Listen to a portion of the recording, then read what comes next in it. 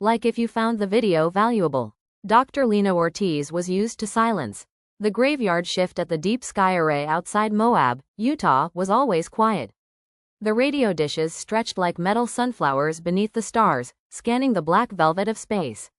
Occasionally, a burst of static or a drifting echo from a distant quasar would break the monotony, but on most nights, it was her, a cup of coffee, and the hum of the computers. Until the night the whisper came.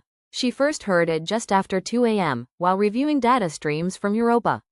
NASA had parked a satellite in Jupiter's orbit a decade earlier, and the Deep Sky Array had access to the transmissions for signal testing. What Lena saw wasn't noise. It was a pattern. 3 short bursts, a pause, then 2 long pulses, repeated every 22 hours with eerie precision. She cross-referenced solar flare activity, planetary alignments, even ground-based interference. Nothing explained it. It was coming from beneath Europa's ice. Lena didn't sleep. She fed the pulses into a decryption model. The results came back meaningless at first, sequences of numbers and characters. Then the anomalies began. The pulses shifted slightly, adapting.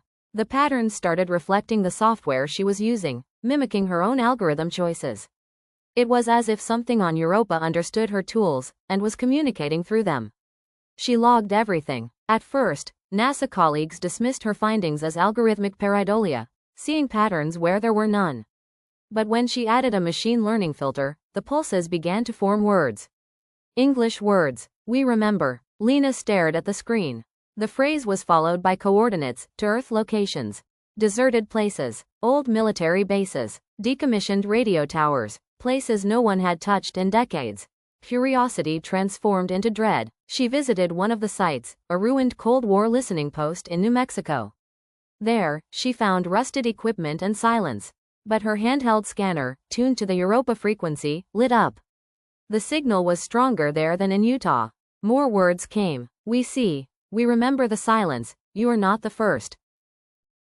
Lena sent a report to a classified NASA contact. Days later, she was locked out of her access. That night, she woke up at 3:33 a.m., every light in her cabin blinking in sequence. Her computer, powered off, was running diagnostics. On the screen, Lena Ortiz, you hear us, you remember. And then the power died. In Washington, secret meetings were called. The Pentagon had known of similar transmissions in 1983.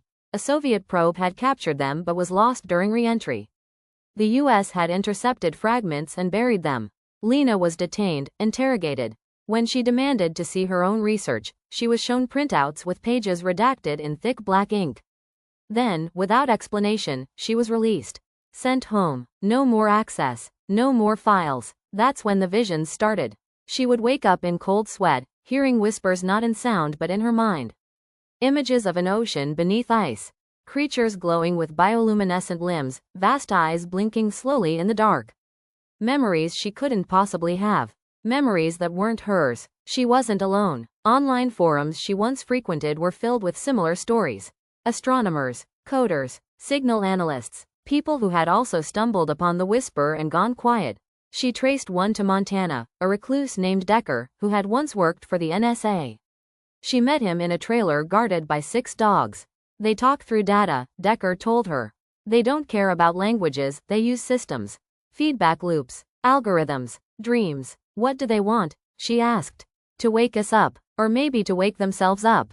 They were trapped there, frozen, buried, and we poked the ice. That night, Lena listened again. A final message. We are returning. At the same time, the European Space Agency's probe orbiting Europa recorded a seismic event. A crack in the ice, hundreds of miles long. Something massive shifting below. NASA didn't release the footage. But Lena saw it, leaked anonymously to her inbox. It showed a plume of water shooting into space, and a shadow moving inside it. A shape, not mechanical, not human, alive.